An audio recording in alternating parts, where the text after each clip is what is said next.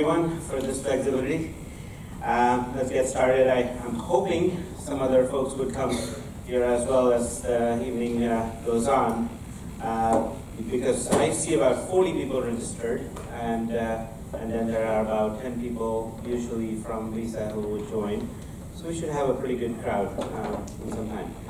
So let's get started with the meetup. So this meetup now has about 1,506 active people. That's an amazing number for a free meetup. And I always see some new people joining. So it's great to have this love from the area for professionals who want to come here, who always, I always get these stories from new people who come saying, oh, someone referred me at the other meetup or as a colleague. Great. So we are privileged to get all these new people in here and great professionals meeting. And I've known some people like him and a few others as well who have been coming here no matter what. They just come here because they want to come here. They love the setup and they love to meet the people they meet. They at least meet those people once a month. And here's another person who has been following this meetup for a long time. So thank you for all the love. Thank you so much. So here's how it goes. Before we go there, who is the first timer? Yay, welcome. There's like 4 or 5 people in this crowd. That's great. So I have to tell you a little bit about our meetup. This meetup is very, very experiential. So you will see some nice, hopefully some group discussions, some exercises, and so on and so forth. That's a good thing. A few things there, as you see, there are takeaways. So what does it mean? So there are some nice sticky notes out there, some nice pens. Write down your takeaways as the talks go on, because the talk, and when I say talks, there are talks.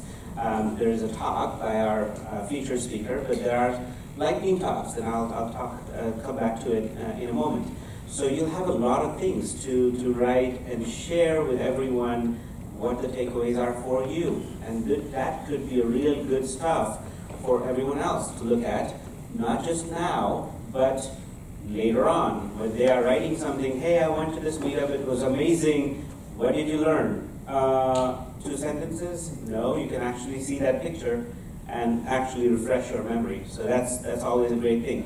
Towards the end of the talk, we also talk about, hey, what did we learn today? And then you'll get people talking as well. So those are those takeaways. You also see a retrospective. Now, that is the basis of how this forum is today. For the last 3.5 years, we have been learning of what our people need, right? What kind of topics you need, any particular speaker you want to see here on the stage, any kind of changes you want to see, what would you like to do in this forum? This forum is yours. Suggest whatever you want to make with it, right? Then there are other ones, like looking for a job. If you're looking for a job, write down your contact information, the kind of profile you have, a little bit in brief. Don't start writing down right there, but these sticky notes come in handy for that. And if you have a job to offer, write down there as well. Okay, it's a public forum, so write down there. There is another one called trainings. That's an amazing training announcement board, because many of the times, Agilists come here, people who know a lot more than some other people, and they are offering those trainings. People who have great skills about Kanban, scaled Agile, transformation, basic Agile, whatever it may be. So those kind of people come here, being in my network, and those people offer a lot of great discounts. So they show love to us. So if we have any ambition to get into this Agile full-time, then those are the things that you want to go, or even being some other role, product manager, a product owner, Scrum Master, team member, you name it, and you need to have that kind of skill. So I already see some trainings there, and Steve, thank you so much for offering that discount. And he's a famous speaker, and he has lots of classes in there. So take a look when you get a chance. It's great. Now moving towards our forum, and that's where lightning talks come from. So we start now. We take a break at about 7 o'clock for about 15 minutes. So do what you want to do towards during the break, but also see me with the sticky note in your hand. I want to see at least 3 speakers, lightning talk, just 3 minutes. Now each one of you are trying to get to a place where you want, or you're already there. Great. So you have something to share. Something to share on the Agile front. Something that you're trying to implement, something you're trying to do. You have some good, bad experiences. We want to know about that here and learn from that, right? It's a great audience talking to the audience. It's a great sharing environment. And I've always gotten about 2 to 3 people speaking here. So take a chance with yourself, right? 3 minutes is not that hard, okay? Tell me your name on a sticky note with the title of the talk that you want to present. You just have to come and talk, whatever comes to your mind, okay? That's your chance to the glory, right here, standing here. So those will be 3 right after you come back from the break. You would come here and speak. That takes about 10 minutes, and then we continue with our featured speaker with some group exercises if time permits and all that. Towards the end, we have a raffle. So one of our volunteers will come to you, and you can either push a business card in that basket, or just write down your name on a sticky, and that'll be good enough. And this is courtesy of our featured speaker. He's the author of this book called Enhancing and Unifying Project and Change Management. It's a very nice topic, and this book has been there. I really loved it. I've read it. This is version 2. I haven't read that, but seems to be a great way to get acquainted with project and change management. One of these books would be going to a lucky guy's home, right? So we need those names in there. I do nothing with the names, by the way. I don't want your contact information so that I can contact you later on for some special business. I don't want to do that. So this book could be yours if you could put your name in there. All right? We'll do that towards the end, so you have to be present to get that book. Now, moving towards our featured speaker. I know Thomas for about 8 to 10 years now, 8 years at least. Yeah. So I have this privilege of knowing him and picked his brain several times at many other conferences, or when he is speaking and he's trying to get on the stage and I'm speaking with him still. What an amazing guy, let me tell you. He knows a lot of things in the industry. He's been one of those experts who has worked as a client for Apple, Microsoft, Cisco, several other companies. He's been an international speaker. He's been to Europe, US, and many others. And Middle East, there you go. I've seen him talk as a keynote speaker as well. If you start following him, you'll actually come to October 2nd and 3rd, which is PMI, Silicon Valley Symposium. That's a 2-day event, and he is one of those keynote speakers in there. We have 4 keynote speakers, he is one of those. And there are about 20 talks, the other 20 talks on project management that are there in that symposium. So I'm seriously very, very honored that he accepted to come here and talk in the meetup. So with that, Thomas, welcome. Okay, thank you.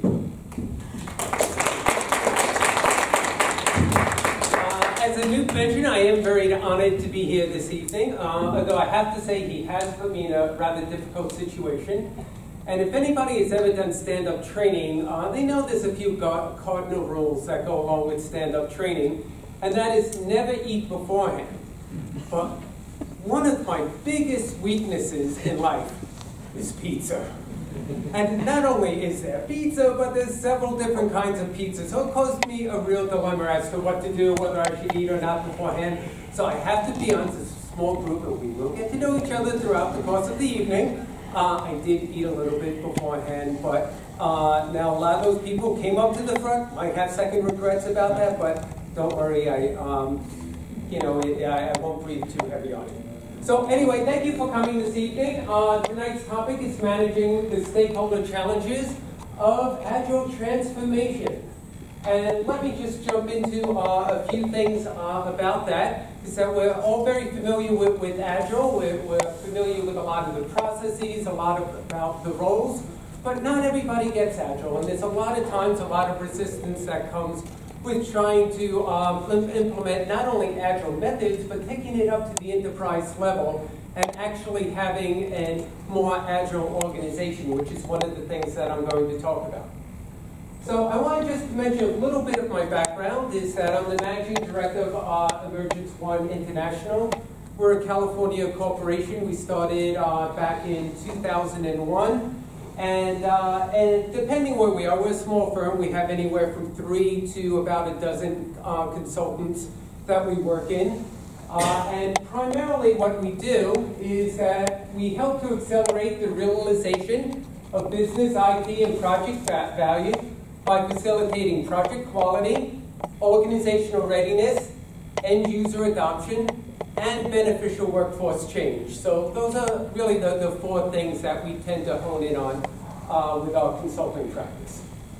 A few quick facts about me. So as I've mentioned, I've been head of Emergence 1 since 2001. Prior to Emergence 1, I held senior level positions with Oracle Consulting and KPMG Bearing Point, so I'm very used to being in the Valley for going on a few decades now. I'm also a PMI Seminars World instructor. Now, a PMI Seminars World instructor is different from an REP with PMI. There's only 40 Seminar World instructors throughout the entire world, and I'm very, very fortunate and honored to be one of the 40 people. And so PMI actually hires me and markets my training and workshops to audiences around the globe, and I do 1-, 2-, and 3-day seminars for under the PMI banner for them. So for those of you who need PDUs, and you might need like those 21 PDUs, my 3-day class is a great way to come about and get that. I'm also trained in Scale Agile Framework. I have an advanced degree in organizational behavior from Columbia University, and I was formerly the faculty member at the University of Maryland. However, I want to let people know that I don't consider myself an academic. Over the past 25 or so years, I've logged over 25,000 hours of project work, not only here in Silicon Valley, but also overseas, Middle East, and a little bit down in Latin America. And right now, I would say that I'm active with clients 70-30, that approximately 70% of our revenue comes in from actually doing consulting work, rolling up our sleeves, staying late at night, ordering the pizza. Matter of fact, a lot of projects we have the pizza delivery person on speed dial, and sweating it out with project teams. And about 30% of our revenue comes from training. So one of the things that kind of got me on the map with the Project Management Institute and with other organizations is this book that I wrote. How many people are familiar with the practice of organizational or behavioral change management? Okay, it's sometimes referred to as the people side of change. And up until this time this book was written, there was project management, which supposedly dealt with the technical side, and then this field called organizational change management that dealt with the people side. And I thought that was really crazy. Matter of fact, I was speaking with Steve about this beforehand, is that a lot of change management practitioners will say we deal with the people side of change or the people side of projects. And to me, that's a very dangerous message, because that's telling me that project managers don't need to deal with people. Just do all that stakeholder stuff, hand it off to a change management team that's working over there, and then what happens is that the initiative becomes divided. It becomes divided between the project technical side and the change management people side. And there are separate budgets, separate reporting organizations, separate plans, and I said, you know what? Why don't we just unify that into one approach? Because good project management relies on people, just as much as good change and organizational change management relies on rigor and structure. So that book came out, got the attention of PMI, and for the last several years I've been one of their main people helping them in integrating a lot of the stakeholder management organizational change practices into or underneath the project management umbrella.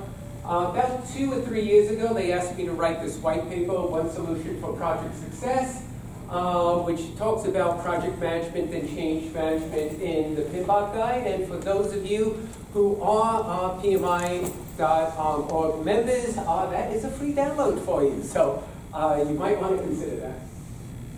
So enough about me. What do you think of me? No, come on.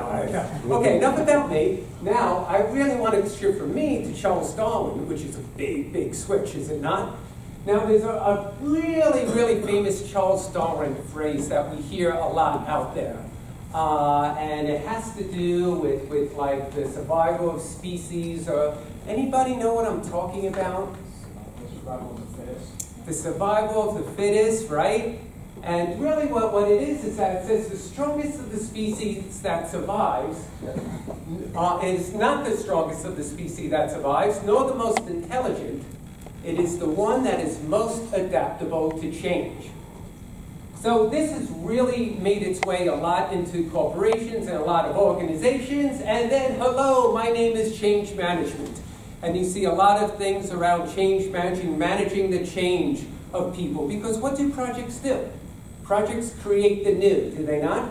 They create the new, and a lot of times that our outputs, our deliverables as project team members, they cause the workforce, the employees, the organization to work or behave differently. So there was a lot of focus on change management and why it was very important to manage the people post-deployment, making sure that they adopted, utilized, and created value out of the deliverables that the team worked so hard on. Now we had the rise of project-based organizations coming across in the last probably, I would say, 20, maybe 30 years now. And now we have a lot of organizations that really work on a project after project after project to look at those new market opportunities, those new technologies, and all of that. And what do? They have the traditional waterfall methodology in there.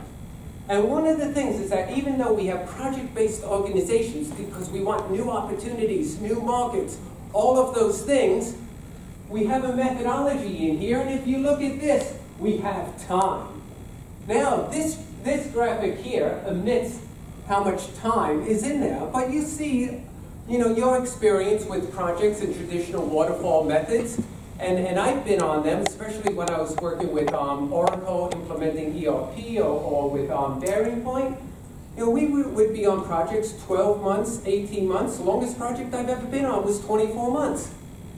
Very, very difficult to capture new market opportunities or to take advantage of new technologies when you have that long of a time frame in there. Matter of fact, I remember one project that it was waterfall. By the time it was about to go live, it was going to be obsolete technology because it took so long to implement. Anybody ever see anything like that? Yeah, see a few heads nodding. Okay, so one of the problems with this idea about embracing change and all that is that there was this presumption of stability in corporations. And that stability in corporations and all of that, and having all that time, well, it didn't really respond for, companies did not really respond well to change. So what happened is that we come up with Agile. Agile, the ability to move and think quickly. So we're going to focus a bit more on Agile today and what that means, but we're going to talk about it on a little bit of a broader level than what we do on the teams. Now, I don't want to do an Agile type of presentation tonight, but I do want to point out some of the four values of Agile. And what I want to point out is that there are some really key things in Agile that really make sense for somebody that comes from an organizational behavioral change management background. The first one, individual and interactions over process and tools. It's the interactions the human interactions, and not just people working in silos. The working software over comprehensive documentation, the customer collaboration. One of the key parts of change management is the fact of having good customer or stakeholder collaboration and engagement, and responding to change over following a plan. So I wanted to lay those values down there because a lot of what we're going to talk about will harken back to some of these values. Now, for those of you who are big Agile Manifesto fans, there are 12 principles of Agile. I won't get into those here, but they are here, and this will be available on SlideShare after today. So for those of you who don't have a copy, you can find them here. But I want to make sure that people understand the focus of tonight. Agile is really an umbrella of values and principles, right? Is it not? It's really different frameworks that underneath Agile that help an organization achieve agility. So our focus tonight will not be so much on Agile frameworks, but more on the enterprise-wide Agile transformation, making organizations more nimble and agile. And this harkens back to the value number one, individuals and interactions over processes and tools. So, what is an Agile transformation? Now, I do have a handout on several of the tables there that give you a few ideas that I'll talk about in a minute. But really, the elevator pitch for an Agile transformation, it's not just about using Agile methods for software development, but it's about transforming the organization to be more nimble and agile. So what we're really talking about here is essentially an organizational change process. We're not just talking about how developers work, but we're talking here tonight about how the whole organization is going to work. Making the leap to Agile will not be easy for larger companies because they have so much of an entrenched culture with top-down control and going to the Agile kind of mindset. It's going to be a stretch for some people. But hopefully tonight we'll be able to talk a little bit about how we can successfully make that leap. So 10 traits of the Agile organization. This is the handout that I mentioned before. And a lot of these, for those of you who have experience with Agile, which I think many of you do, a lot of these should sound somewhat familiar to you. The consistent delivery, the servant and leader, sustainable, collaborative, decision-making, that comes from the bottom up with the people that are actually doing it, although you still need some level of control on senior levels. The quality, making things faster, creating your own reality. And the last one is commitment to be great, discipline, culture, and metrics. And the most important characteristics of a strong commitment is to Agile needs to be within all levels of the organization. So we're not just going to focus on managing your Agile team here. We're going to focus on looking at all the levels of the organization, and we're going to try to do that in a manner that is a little bit more structured and rigorous than just kind of throwing darts at a dartboard. So tonight is not going to be on the frameworks, but more on the Agile enterprise-wide transformations. Any questions or thoughts so far? Good? Are you all right? What you signed up for? Besides pizza? Yeah, all right, great. Okay, so tonight's learning objectives, we have 3 of them. Understand how different stakeholder groups can play a unique role in facilitating the overall success of enterprise-wide Agile transformations. We're going to illuminate typical areas of resistance to Agile practices and how to proactively identify and mitigate some of these challenges, because as we know, not everybody gets it. And we want to lay the groundwork. We only have, I think, 75 minutes total or so we won't be able to do everything solve world hunger tonight, but we can lay the groundwork for an effective stakeholder management, organizational change plan that will help accelerate the overall acceptance and adoption of Agile practices. How we're going to do that brings us to tonight's outline. So, we talked a little bit already about Agile frameworks versus Agile transformation and how the stakeholders affect success. Who exactly are the stakeholders that we're talking about? Because stakeholders, that's a very broad term, is it not? I always like to tell people, stakeholders, you might as well say, you know, prepare for the weather. I mean, is it going to be a hot day? Is it going to be a snowstorm? Is there going to be a tornado? It's a very, very broad term, stakeholders. So we're going to break it down into 3 distinct tiers. We're going to look at tier 1, who I refer to as transformation executive sponsors.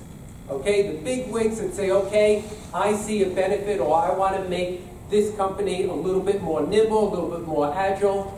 I'm not going to be doing the work myself, but I will be help sponsoring this transformation, this initiative. Tier 2 is the Agile team members and the contributors. Now, this could be a very, very broad group of people, the team members and contributors, and there's a lot of different roles within there as well. And then tier 3, we can't forget why we do all this. We do this for customers, for recipients, people who are going to become consumers of the Agile releases. If people do not consume what we develop, it doesn't matter how fast or how well or how efficient our processes are, right? So we still need people to consume what we are releasing. And the quicker that they adopt and utilize, the quicker there'll be a return on investment and there'll be value realization. So those are the 3 stakeholders that we're going to break things down to in a minute. And we're going to look at what some of the stakeholder challenges are in relation to these transformations. And then manage how to go about managing the stakeholder challenges that come along with this. So that is what's on tonight's agenda, and we'll probably be going for about a half hour on this topic. I do have an exercise that we will be getting into just to facilitate some discussion, and then we'll be taking a little bit of a break and then coming back for part 2. So that's what our evening looks like. Okay, let me take advantage of all the space I have here, which is nice, and talk to you about something that Forbes put out probably, I think, spring of last year. And surveys show that most Agile teams report tension between the way the team operates and the way the organization is run. All right, I see a lot of heads nodding on that. All right, because Agile is very different from how the organization is run. So the traditional management function, what's that all about, right? It's to tell the employees what to do, when to do it, make sure they complete the work, and it kind of goes against a lot of Agile principles on how things are developed. And as a result, the adoption of Agile is limited to the team level. And it risks being incomplete. I think dysfunctional is a pretty strong word, but in some cases that might be the case. But this is why we want to look at some of the things between the friction between traditional organizations and Agile. The traditional companies, especially in the big companies, the publicly traded companies, right? The goal of big firms is to make money for the shareholders, right? And how do they do that?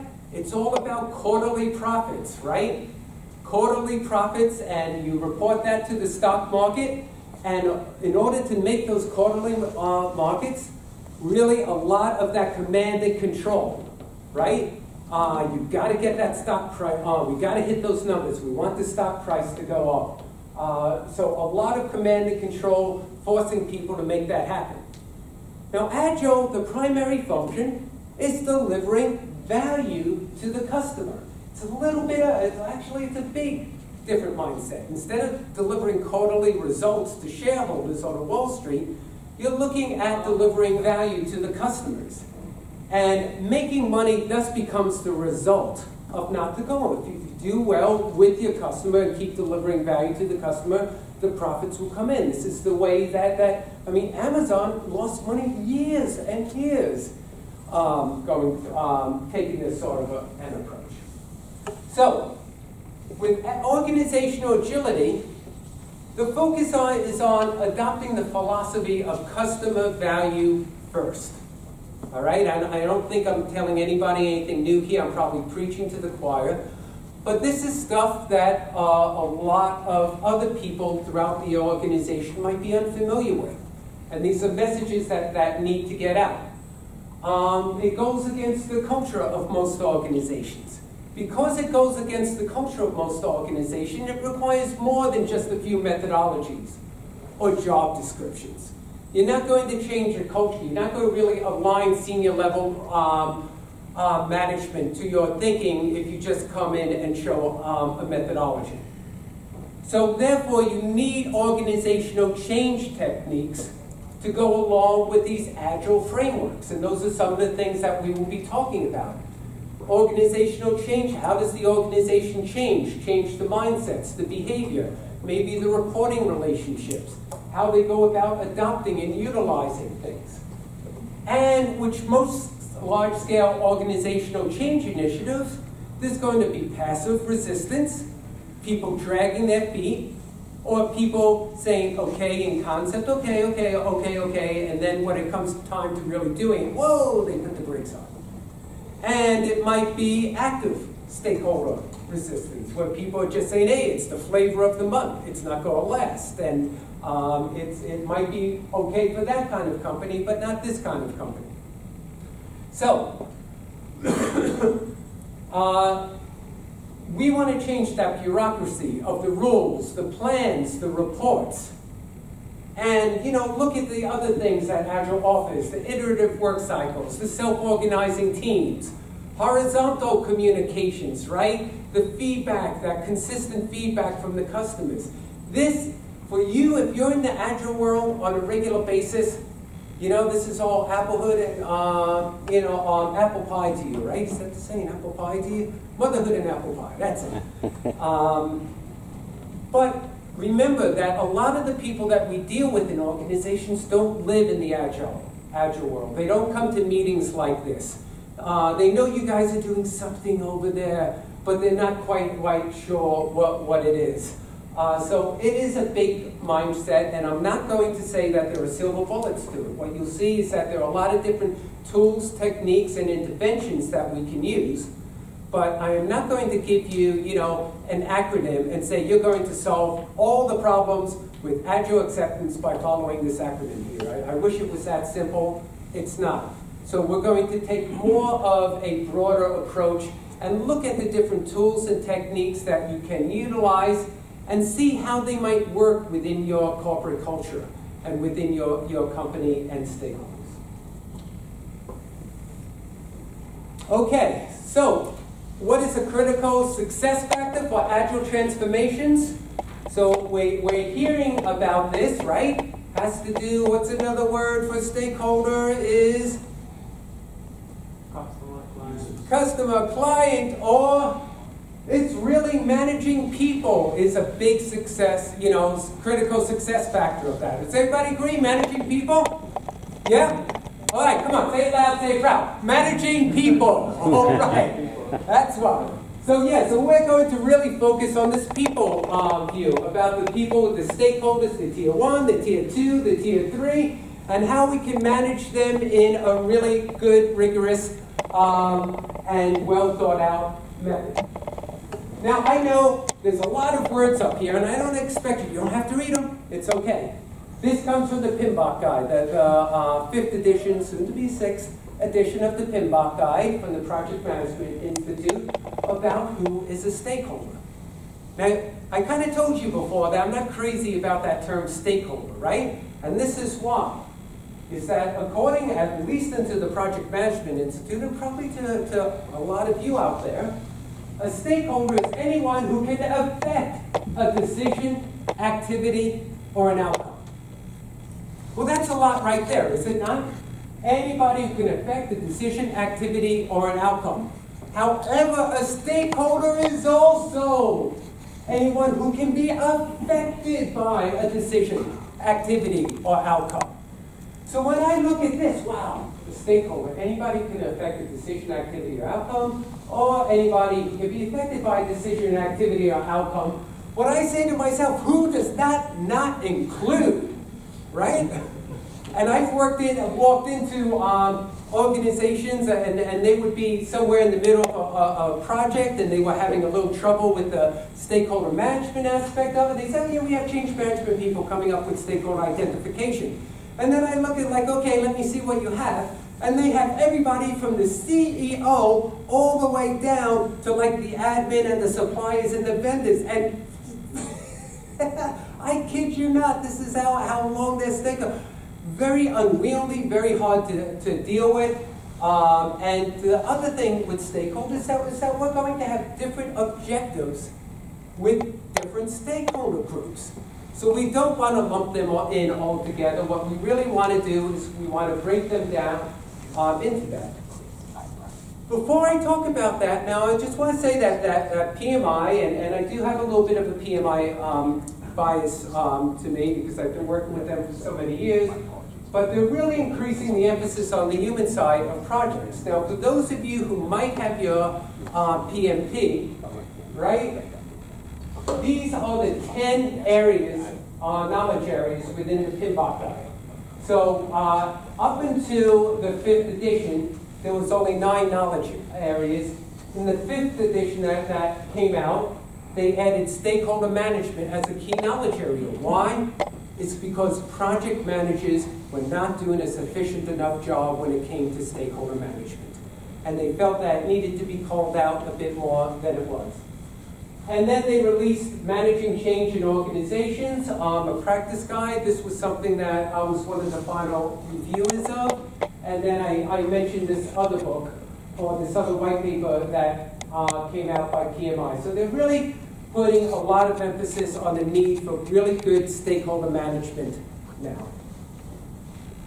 So, as I mentioned, we're going to divide our stakeholders into tiers. All right, so our first tier is going to be what I term our leaders and executive sponsors. So now those are the ones that provide high-level executive sponsorship of the Agile transformation. We're not just talking about one project or one initiative run in an Agile fashion. Again, we're talking about a bigger, broader transformation here. And leaders and executive sponsors are going to be key to that.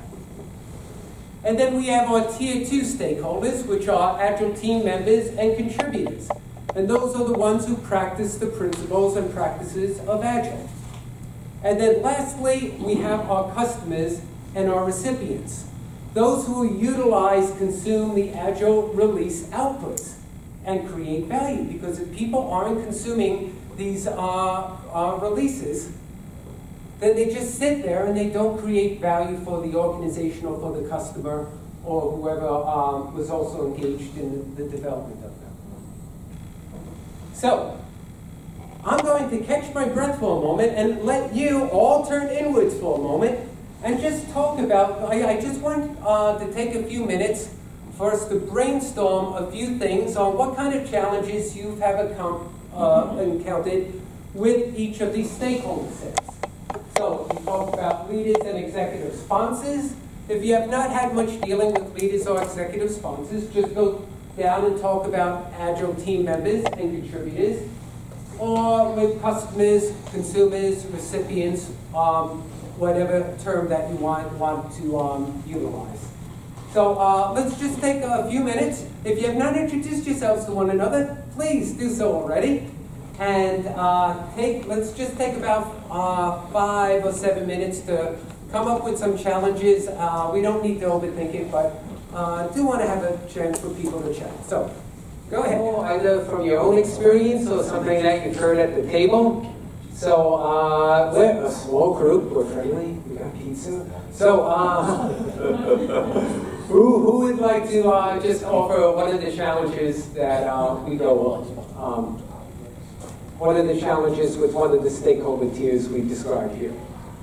Okay, go ahead. So with respect to at least the Agile team members and contributors, one aspect is the lack of transparency when teams are just getting into that motion of trying to be Agile. and then not really wanting to share with each other as much as they should be, or be open with each other when it comes to things that are blocking on the person's development, or even wanting to change the way they're thinking with respect to us being in an agile framework versus a waterfall framework. Well, what do you think that causes? What are some of the root causes, do you think, that people don't want to be transparent? Is it that there's a fear of failure, or they'll look bad, or they don't quite know what they're doing? It could be a little bit of all of that, but I would say, at least what I've been exposed to, is a cultural thing.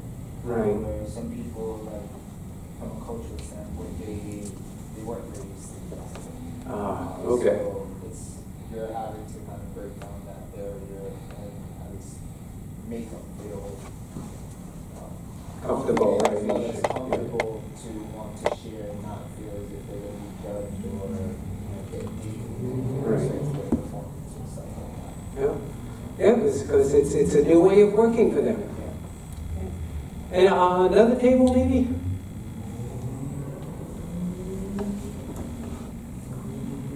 Okay. I would say with leaders and executives, I had an experience where even though the leader was aware of Agile, was actually an advocate for Agile, he was still not doing things in an Agile way. He was still trying to micromanage, he was still trying to impose a more strict PMI view of how things should be done. Right. And that I think that's very hard to change. It's difficult, it's mentality. Right. So, any thoughts on dealing with that? Small exercises. It's not easy, especially when you're dealing with executives. Does anybody know what a CLM is? The CLM? This is one of the primary reasons why a lot of people don't kind of push back or spend more time educating executives or senior leaders. CLM stands for Career Limiting Move. So they're very, very cautious when it comes to senior leaders and laying it down. And so a lot of times they're tolerated because the person doesn't want to make it a CLM for themselves. Let's hear from one other table, and then we'll get back in the material, and then we'll take a bit of a break after that. Anybody else? I would like Sure. to add that I have found in almost all of dreams lack of confidence. People, some of them are very passive, very they cannot make decisions in front of people. So you have to get them apart, talk to them one-on-one, and try to see exactly what is causing that lack of confidence, or maybe why they're not making decisions to be more committed to the common goals. Yeah. I think there's a lot of challenges, especially with this middle group here, the team members and the contributors. We'll talk in a moment what I mean by contributors. But a lot of challenges there, and that could be a 3-day workshop right there, just dealing with Agile teams. So let's move ahead and just go over a few more things.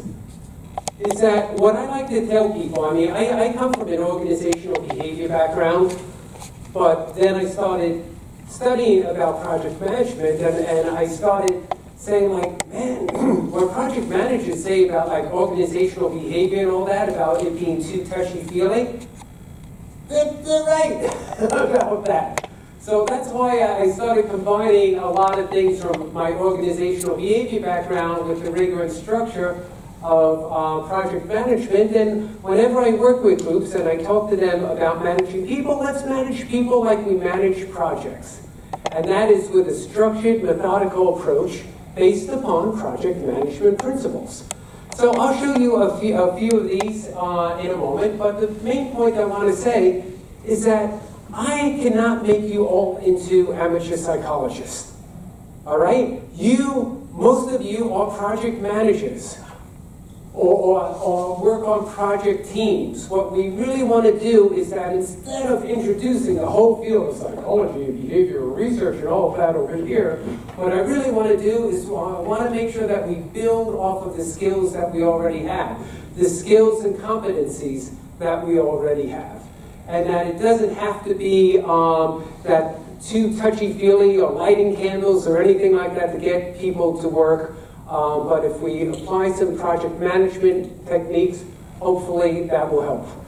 So, just to give you the framework, very simple framework. It's used by a lot of different organizations. So, 3 things. Identify and prioritize the stakeholders. Who's in that tier 1 group, that tier 2 group, that tier 3 group? Now I know, I would say that like some of the consumers of the Agile releases, they work a bit with the teams, and they also will consume the outputs and all that. So, don't get all caught up in if they're in a tier 2 or a tier 3. It's just a way to start organizing that big list of stakeholders and make it a little bit more manageable. So analyze what stakeholders need to buy in and to adopt their role. So the tier 1 people, we're talking about the executive sponsors, right? We want them to adopt the role of champion the initiative.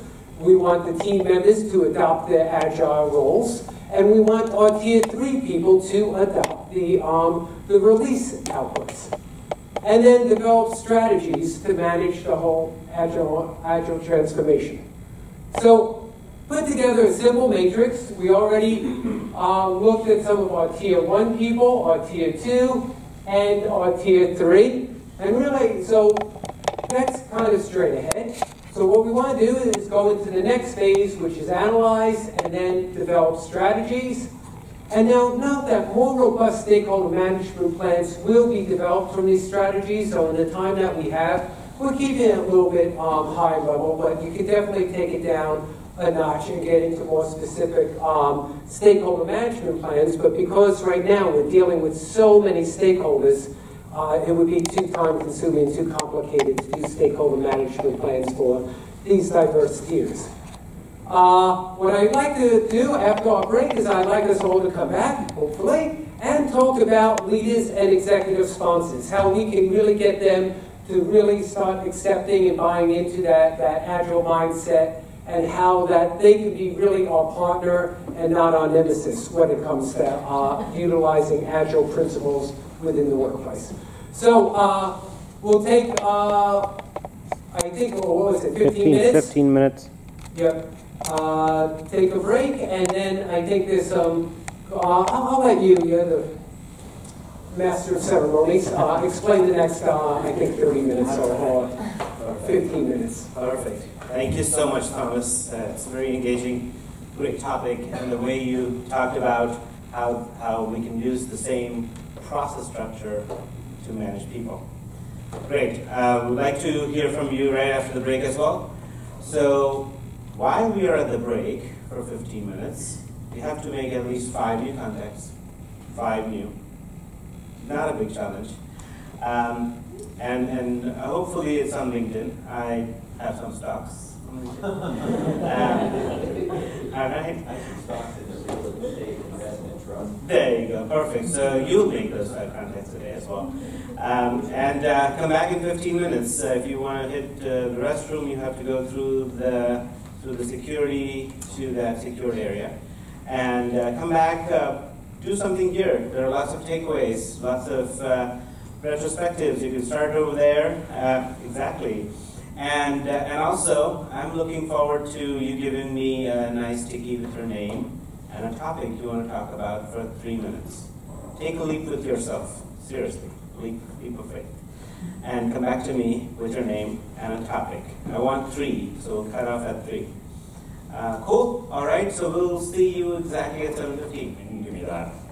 Like, Gary, I'm pretty much in an evening meeting every single day. I don't know how you manage it, because he's relatively new to Visa still. So I was explaining to him, well, you gotta set some boundaries. Otherwise, it just becomes really unmanageable. Because I know that one of the Agile core principle is co-location, but given that we're a global company, we have delivery teams all across the globe, it's really difficult to get co-location. So we end up having a lot of virtual calls, a lot of video conference calls, late at night, early in the morning. So the advice I share with them and I'll impart with you is set boundary for yourself.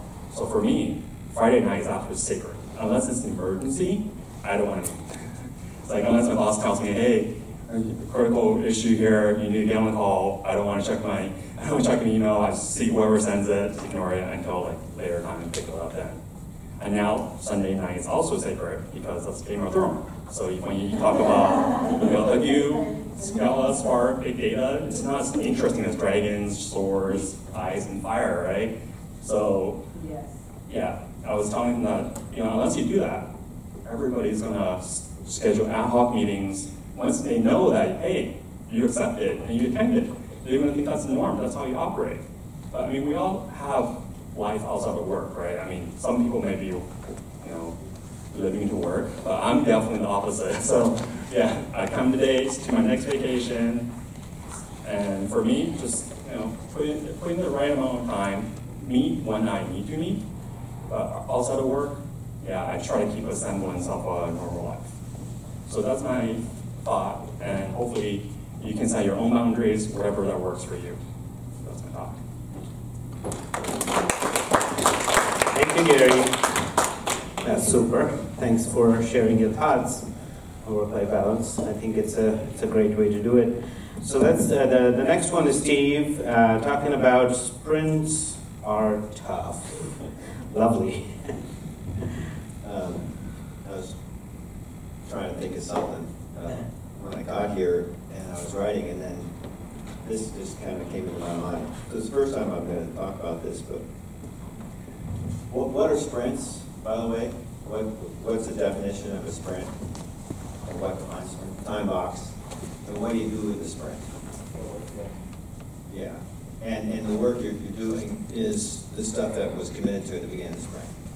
And so the time box means it's a fixed amount of time. So you're trying to fit, if you're a manager, or if you have a manager that you're trying to be accountable to, you're trying to fit as much as you possibly can into that fixed time box. That stuff. Does anybody do sprints in this room? A few of you. Do you ever not finish everything? Yeah. So there's a phrase called purity of the sprint. I'm not going to talk about that. You can go ahead and look that one up if you're interested. But this is the thing that occurred to me is because I don't do sprints. I do other stuff. And one of the things about sprints is it's putting the job of estimating and then committing to time and delivery of productivity. It's into the team's hands. And the people who are accountable for delivery are managers. So to me, I see that as that's manager shirking responsibility by saying to the team, give me some story points and normalize them so that they're ours really. And then I can use what you said to be accountable to the organization. That's, I think, unreasonable. The manager should be the one who's estimating or at least forecasting. So forecasting is a big part of this movement called no estimates. You've heard of no estimates before? Like hashtag no estimates, that kind of thing. They're still estimating, or the better way of putting it is forecasting. But that's something that managers do, and it has very little to do with having teams looking at the work and thinking, God, how am I going to do this? How hard is this? Is this going to be like a banana or a watermelon-sized piece of work? I don't know if you guys use t-shirt size or that kind of fruit size. Is this one day or is this a 5-story point? So the way no estimates would work is the main thing that people try to do is they group different kinds of work into types of work. And they really focus on differentiating that. That's the manager's job, is differentiating. Then you just track the statistics of each of those types of work. What's the probability of how fast or how long it takes? I gotta go. Bye. Thank you so much. Thank you for sharing. I see a couple takeaways there as well. Super nice. There's one more small announcement here. Women in Tech. This is another meetup that our division is starting. This is also for, it's actually for everyone to join. And this is also for not just WISA, but outsiders. So all of you are welcome. As you see, the first thing I saw when I saw this is, oh, they have exactly the same agenda I have. That's interesting, right? I did not copyright it somehow. Oh my goodness, people are stealers. Thank you so much. This is going to be amazing. She is one of the organizers. I am not, but it's coming up from our division, so it's sponsored by our division. That's amazing. Super nice. All right, so let's come back to our main topic. Get our arms around what is this stakeholder management is, and it's not just. I'm going back to caching your memory back to the place where it was. And what I heard last that actually is still pinned in my brain is you can actually use project management structure to manage people. I love that statement. That's great. And I think this would get your cache right at the top. So for the second half, we're going to get a bit more into the 3 stakeholder tiers that we've discussed. Starting with the leaders and executive sponsors, and why leaders and executive sponsors are important. Well, they provide us with funding that we need, and they provide us with resources. They supply us with legitimacy. Now that's an important thing that oftentimes gets overlooked. But if we have an executive sponsor who is willing to be visible and a champion for our initiative, whether it's an agile transformation or something else, well, that provides us, if he or she is willing to attach their name to what we're working on, it gives us a sense of legitimacy. And with that legitimacy, it allows us to get more funding and resources, hopefully, when we need it. And they also give us political support. It kind of goes hand in hand a bit with the legitimacy. But sometimes we do run across, come into roadblocks rather. Roadblocks and barriers that they may be above our pay scale or above our primary contact list in order to mitigate. And so we need the leader or an executive sponsor, we need her to come in and step in and help remove some of these roadblocks for us. So that's why it's important to have a good relationship with leaders and executive sponsors. And if we don't have that, then we won't be able to continue really our agile transformation without that. Now, PMI, as I mentioned, some people are great. If you're not a PMI.org member, you don't even need your PMP to join, but they have a lot of great white papers. Executive sponsor engagement is a very good white paper that you can download for free from PMI.org if you're a member. And rather than go into all of these points, I just want to, for the sake of time, point you to some of the research about why having active engaged sponsor is, as they say, the top driver of program success. Quite simply put, if executives don't buy in or understand Agile, the Agile transformation will fail. Now, you might be able to do Agile in pockets here and there in certain business units or departments, but remember, we're talking about really the company adopting Agile as much as it can, have that more nimble, that Agile kind of way of thinking that we talked about. So I want to point out some of the common challenges that I've seen with the C-suite, and now some of you might be able to add to this list. But some of the things that I see is that they're used to thinking in traditional terms. How long does this take? How much does it cost? They have doubts about the fit. And they might say something like, hey, we don't have people that are always motivated and skilled enough to be self-organized into an efficient team. We have to work with what we have. Now, maybe not the most the greatest way to think of your workforce, but it's an excuse for them to say Agile is not for us.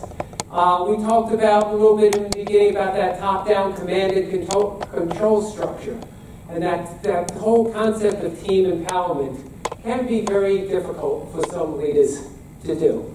So these are some of the common challenges. Oh, last one is that they have a hard time differentiating between a project that is done in an agile fashion versus an organization becoming agile. Thus, they may greenlight an agile type project, but you don't get that real organization. It doesn't really take hold. You have it in little pockets here and there, but it doesn't really take hold and get adopted by the broader organization. So, we have some of the challenges that we can plot up there, and then we can develop some strategies to mitigate. So I talked about a few of them up there. Why don't you turn to the other people at your table and think about what would you do if you saw some of these needs, challenges, or objections.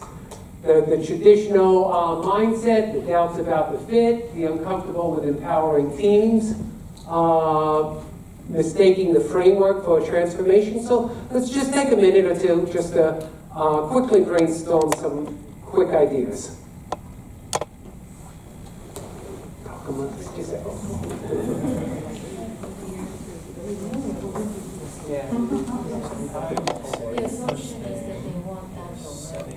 Some of you are praying, and some of you before we started tonight, and what I really like to do whenever I do the speaking engagement is really tap into the collective expertise in this room, because there really is a lot of great expertise, and I always find these things work better when we tap into them rather than just have everybody listen to me. Does anybody want to volunteer some of the ideas, some of the thoughts on how to mitigate maybe one or more of those? Sure. Barry? Yes. Yes. Okay. Two things. One was setting expectations, which I mean that's just traditional project management or any sort of thing. And the other part of it was to show early results. Okay. Yes, I think showing early results is one of the key ones. The setting expectations, which, even though it's basic, really the idea that I usually take when it comes to managing stakeholders, I like to think of what are the arrows that I have in my quiver. And certainly setting expectations, Bing is one of them. Showing early wins and results, Bing, that's another one, that's a really powerful one. And to go along with showing early results is being able to test early rather than waiting until it's too late. Right. Yeah, great. Anybody else have any other thoughts or ideas? Let's hear from one other table.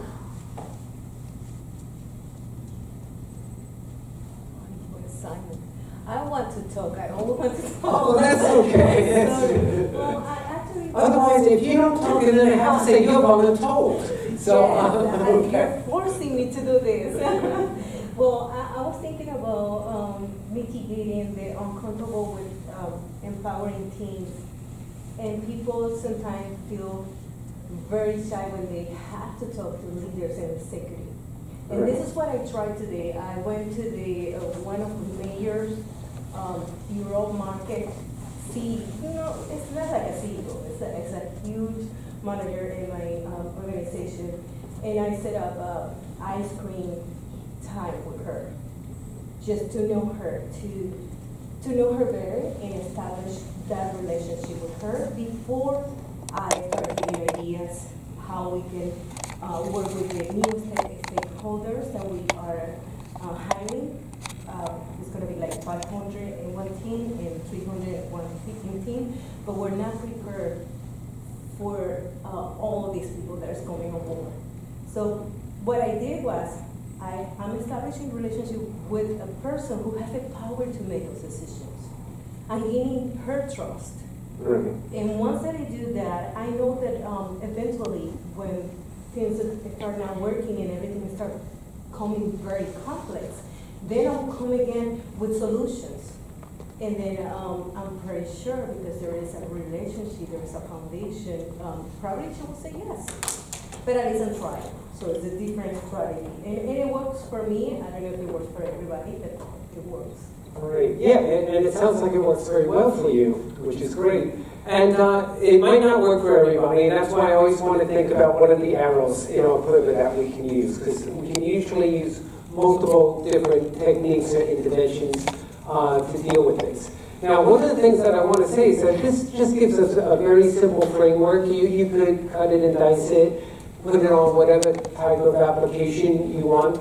But my recommendation is all those things you said, which were great, very strong, copy them down in a document so that it's not just water cooler talk. It's not just something that's in your head. Because you really want to share those insights, those expertise, those interventions with other people. And that's why we want to use the practices of, I mean, we don't want to do too much documentation, but, you know, we definitely want to get some documentation and making sure that we're capturing some of these ideas. I do want to move on, and I want to say it's not enough to just satisfy our Tier 1 stakeholders. One of the things that we want to do is that we want to turn them into champions, right? And some of the ways that we can turn them around into champions, we don't want them passive, just saying, okay, go ahead, do your thing. We really need to champion them, have them remove roadblocks, be able to spread the word amongst high-level executives at their levels. So help communicate the brand. Is there some sort of a tagline? Go Agile, go sooner to market. Storytelling. That's a great way. Sometimes you can bring data and data and data to people. I'm bringing all this data, and you know what I find out about you? You're not a data kind of guy. But if I told you a good story about, you know, why an Agile transformation and how it's helped other companies or how it's helped the people in the organization, or that might be something that you relate to.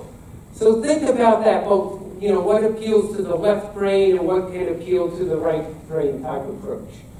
You can use things like a journey chart and a vision. Have them remove obstacles, challenge skeptics that are on that level, because, right, we don't want things to be a CLM for us. CLM, again, what was that? Career limiting move, right? So if you have executives naysaying it, we don't want to challenge executives that much because it could be a CLM. That's just the reality of working in some large corporations. So we want to use our Tier 1 sponsor to help challenge some of the skeptics. And the early wins, build off of those wins, and the confidence in the Agile planning, estimating and planning that is very important to them relinquishing some of that control. So I want to talk about a little bit about developing that relationship between the project manager and the project sponsor or the Agile sponsor. And I just want to give you 7 quick tips on how to build stronger relationships between the manager and the sponsor. Talk early and often, okay? A lot of PMs or a lot of people involved, they talk early, but they don't talk often. So they're like, okay, we got the funding, or we got the green light, we got the pat on the back, and then never the two shall meet again. Make it personal. I remember I got into consulting. I was very young when I was into consulting. I had my master's at 23 and got right into consulting at a fairly young age. And I was very intimidated going in to see senior managers. I certainly didn't see like C-suite people at that age, but I would occasionally see senior managers and all. And I remember being coached on how to do it. They said, you sit down in a room and you look around their office and you notice, like, you know, photos of kids or where they might have went to school or what sports teams they follow, and you try to find that kind of common connection with them. So look for those kind of visual cues that people might have in their office and make that connection with them. Oh, I went to school there, or oh, my niece is going to school there, or like, hey, you have 2 kids as well, and what do you think of this? And you make it kind of personal, and that kind of helps to build that relationship. Build a transformation team together. One of the things, if you want them to challenge skeptics, well, you know what? there, and we're talking about the transformation team. We're not just talking about a particular Agile team in one area. So the transformation team, if you want them to have confidence in your team, and you want them to challenge the skeptics, as we mentioned in the previous slide, then that's why having, building that team together, who some of the key players are on this macro journey. Not all not the self-organizing teams, certainly not, but on the whole big transformation, that vision for the company, who are some of the key players going to be, it might be good to build that together. Speak the same language. I once had the Department of Defense as a client, and wow, I mean, I don't know, did anybody work with like Department of Defense or the military or anything?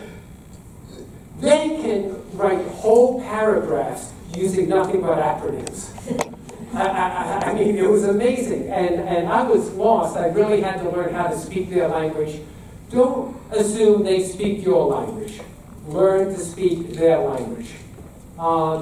Where's this one? Help me help you. What's that, Jerry Maguire or something like that? So if you say yes, we would love visible active sponsorship. Not just funding, not just resources, but visible active sponsorship. And they ask you, well, what does that look like? Well, tell them what that looks like. Oh, removing obstacles, challenging skeptics, help spreading the word, standing up at a town hall meeting and talking about the bigger, broader journey, all of that stuff. Anticipate certain surprises. Everything does not always go as well.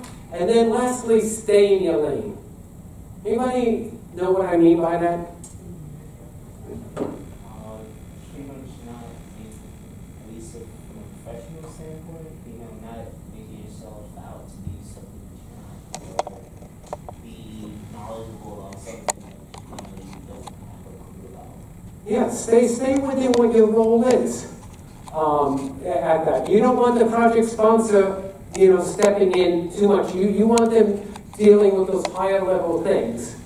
You don't want them starting to, all of a sudden become the product owner or something like that.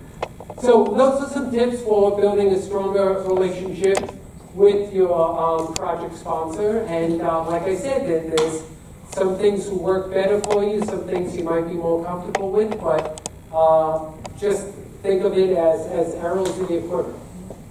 I want to move on to the Agile team members and contributors. Now, this could be a very, very long topic, and I think there's a lot of you in the room who could probably educate me on some of this stuff, because there's really a lot of robust roles in Agile.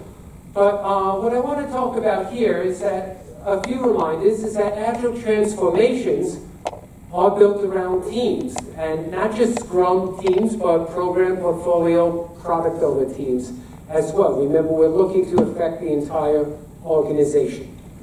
And that the workforce is going to require new skills, knowledge, and a new mindset to operate in that new state.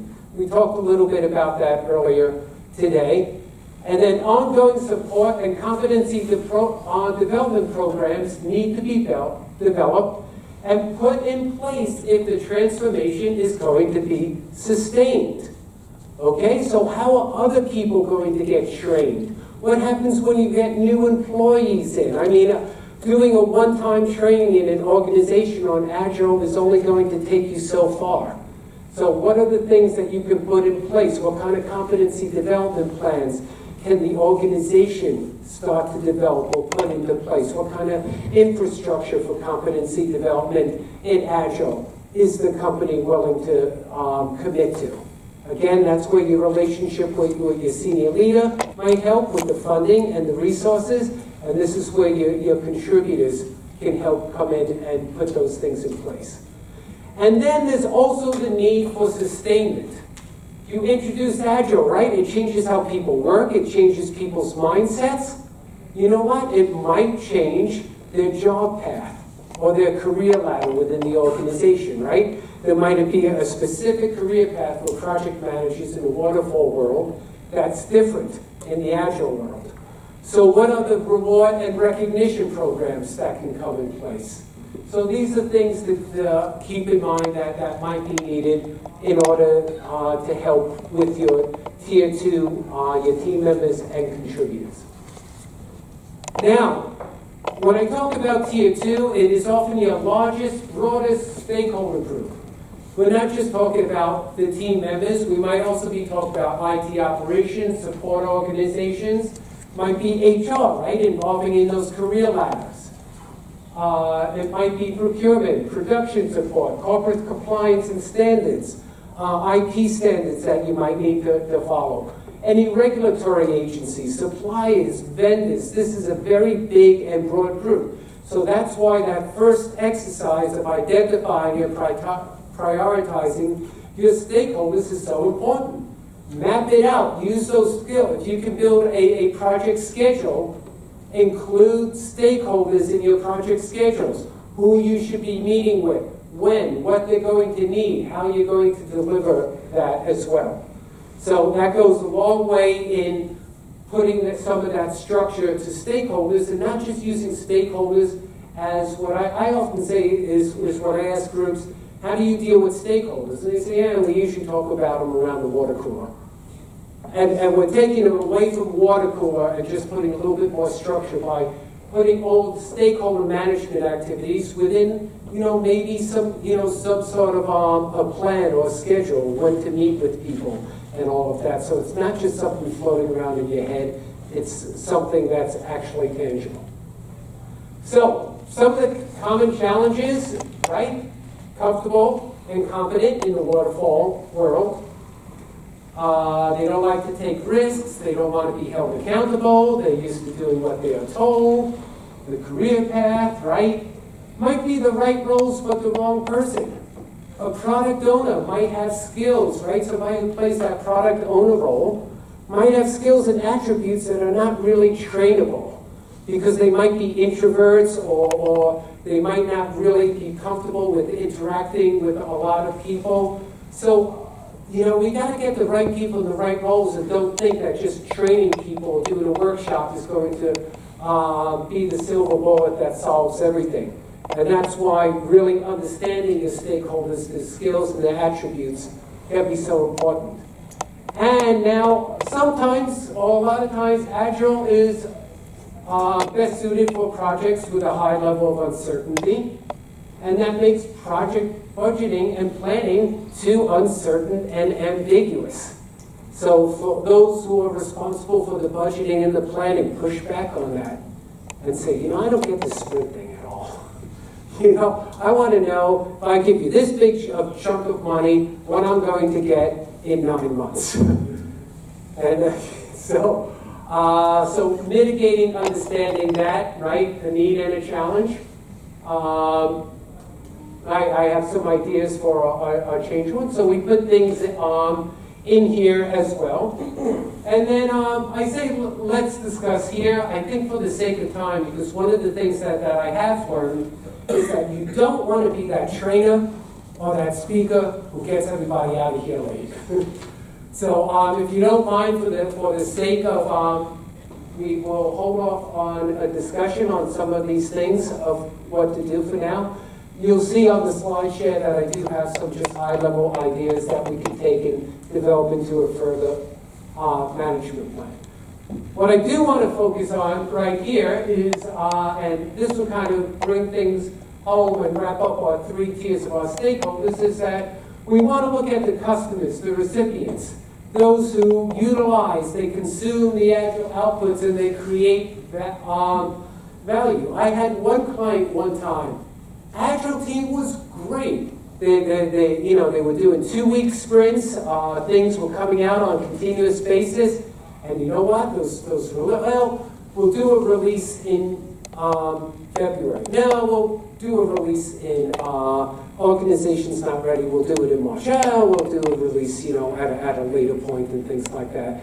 And they kept pushing out the release. And when they did a release, the training, the communication, and all of that to the end users, the customers, was so poorly designed, or in some cases non-existent, that the release came out to customers, and even though you had some business people that championed it, there were a lot of people underneath that didn't know what it was about or how to do it. So not enough just to have the business people on some of the teams and all of that. There still might be a training or a competency development program.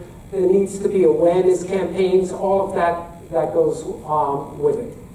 So, our Tier 3 stakeholders, they adopt and they utilize the sprint releases to create value. I mean, no sense having a release if it just sits there.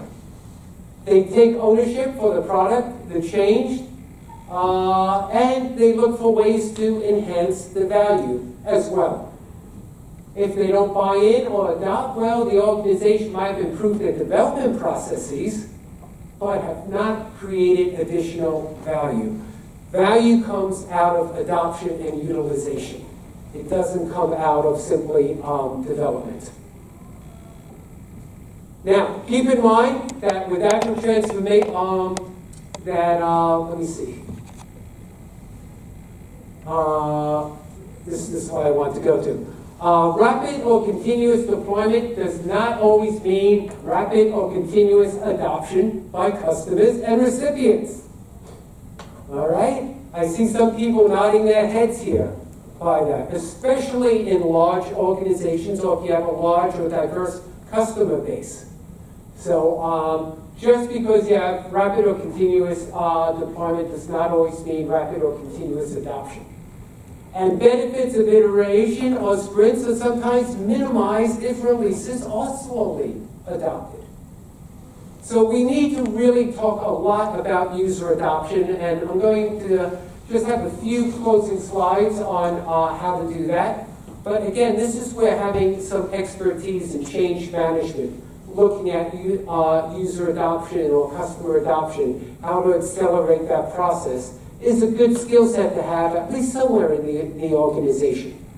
Because you might be able to get things out to the organization, but you know what? Your organization looks back at you, and this is what you're faced with. So, what we want to do here, little value if there's slow adoption, and that's why that change management is required. Fortunately, there are a lot of human change management principles embedded within Agile, such as engaging stakeholders in the design and planning of change.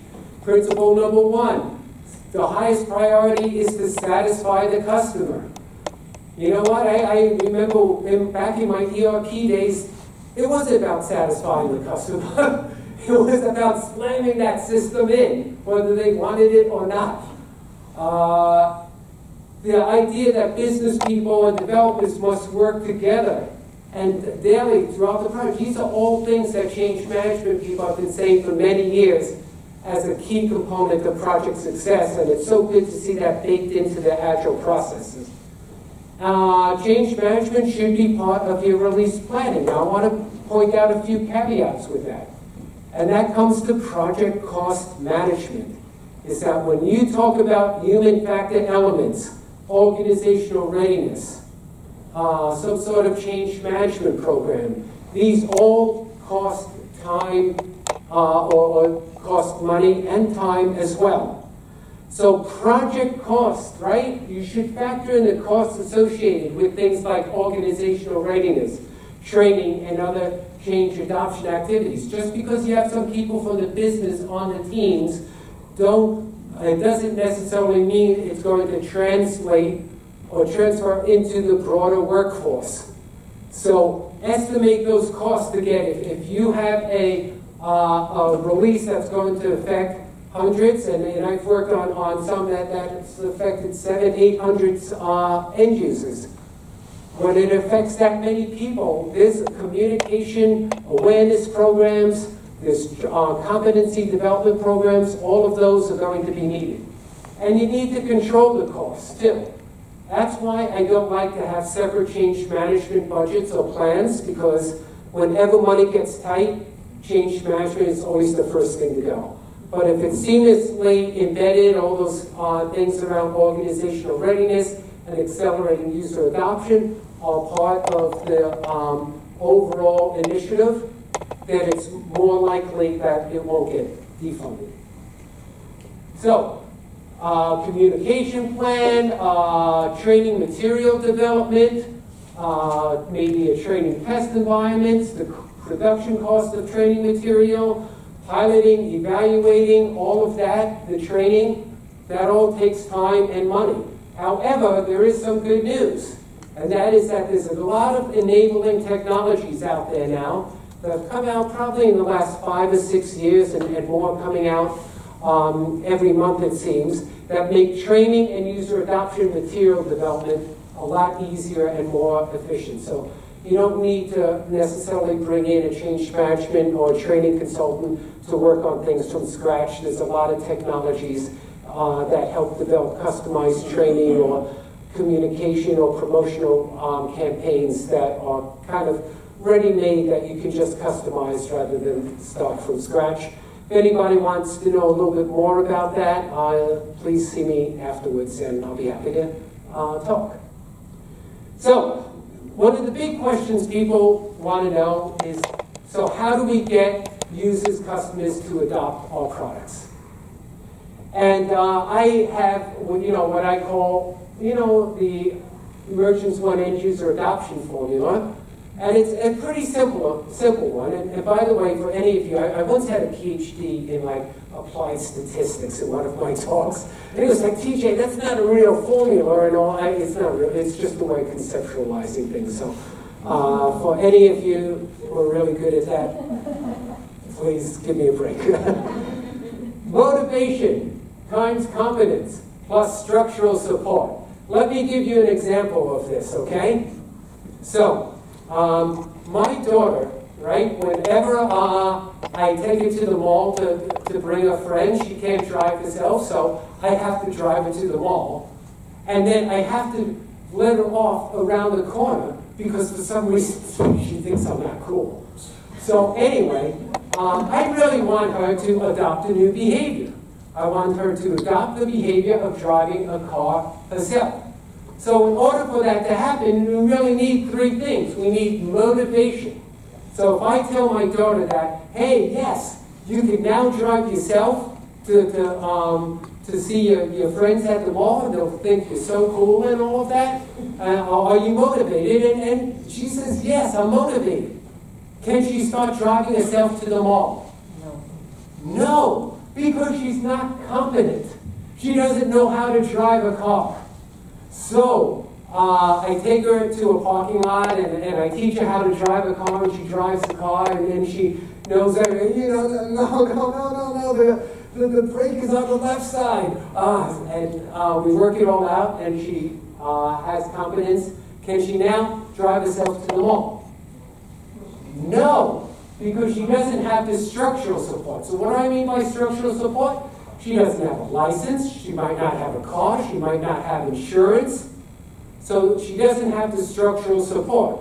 So that's one thing when we talk about adoption, people need to be motivated to adopt a change. They need to be competent, right? The required level of competency, and they need the proper amount of structural support as well. So now, if my daughter is motivated, competent, she has structural support, can she drive herself to the mall? Yeah, probably. Well, she has the car, she just doesn't have the license because she's only 11. But anyway, that's a whole other thing. Okay, so let's talk about how to apply that into the workplace here. So some of the things that you can do for motivation: communication plans, anticipation of recognition. They found that knowledge workers, especially for those of you who work with well-educated or with knowledge workers, they find that recognition by their peers is a higher motivated than extra money. So anticipation of recognition, having a positive cultural attitude. I work with companies from all over the place, and Silicon Valley has a pretty positive culture when it comes to adopting change that I don't see elsewhere. So try to leverage that when you can or where you see it. Leadership encouragement, why we want relations with those tier 1 leaders. The appeal to group norms. That's another thing that what we did with one of our clients down in San Jose. is that what we were able to do, we rolled out a new application to people, and we were able to find out who logged into who created a profile, logged in, worked through a screen, submitted a form. And we were able, utilizing Tableau, for those of you, some of you are familiar with Tableau, we were actually able to get down to the micro level and find out of 800 people, who are the 148 that haven't even signed on yet. And this way we can micro-target these people and say, you know what? 78% of your peers have already adopted this new technology. You're part of the group that has not. And we do that, appeal to group norms, and that helps to accelerate adoption and, to kind of get things in gear. Mandates, avoiding negative consequences, a few things there.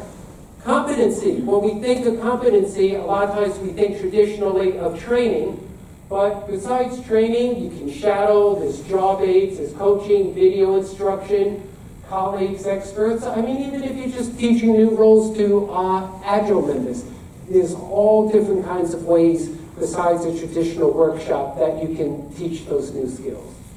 And then some things around structural support, support desks. I got to tell you a real quick funny story. So one time, we did this is back more of an ELP, Big Bang kind of thing, which thankfully they don't do much of anymore. But what we did is that we had power users trained and all of that, and then we got to the help desk, and we were like a week from the help desk. Oh, you might need, expect some extra calls because so many people were going live on a new system. And you know what we found out? Nobody trained the help desk. So what we did is that we had power users, we had users that were more confident and competent with the application than we did with the help desk. Another reason why it's important to think of all those people that you need in order to make the what you're doing a success.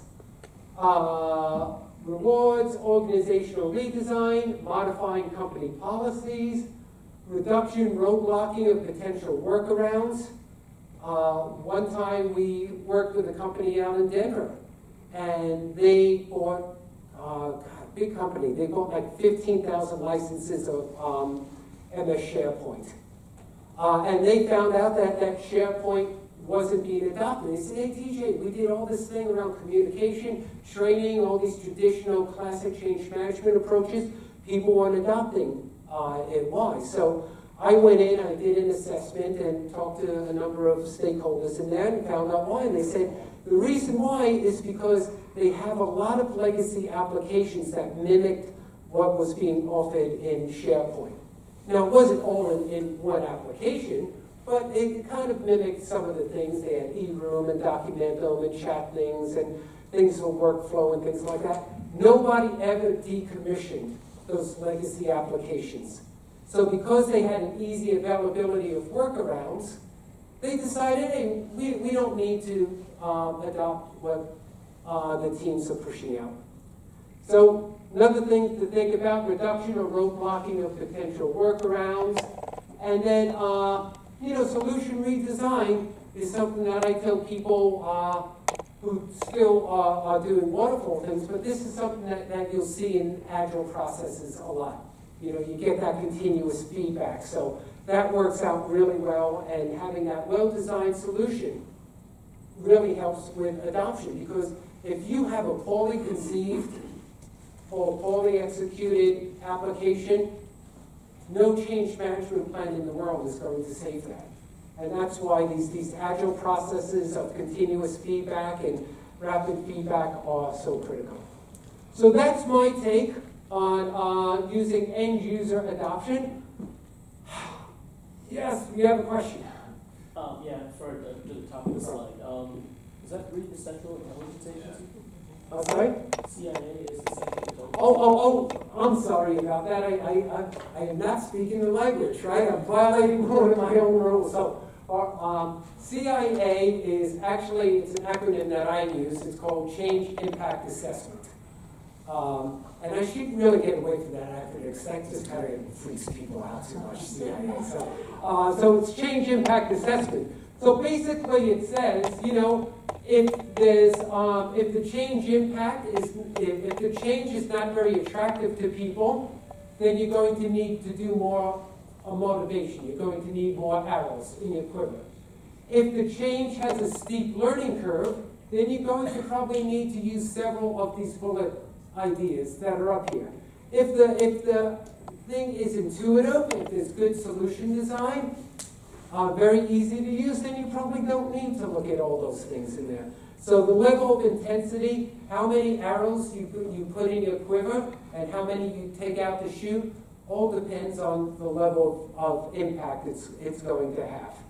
And sometimes if those releases build up, right, and they don't get, there's a lot of changes going on every 2 weeks or however long the time block is, and the release gets pushed out or gets bigger and bigger, then there might be more challenges when it comes to adoption. All right, so that is how we kind of plot everything on this. Like I mentioned before, a lot of this will be on SlideShare, so if you want to pull it from SlideShare, you'll have the chance. But with that being said, I can't finish without just a few. Oh boy, somebody needs coaching in animation. There's just a few other additional speaking engagements I have coming up, some in the Bay Area, some not. But if you'd like to get my contact information or follow me on Facebook or something like that, that would be cool too. So with that, thank you everybody. My time is up. I'll be available for questions. And so appreciate everybody's time, and hopefully this has been helpful for you. So thank you very much.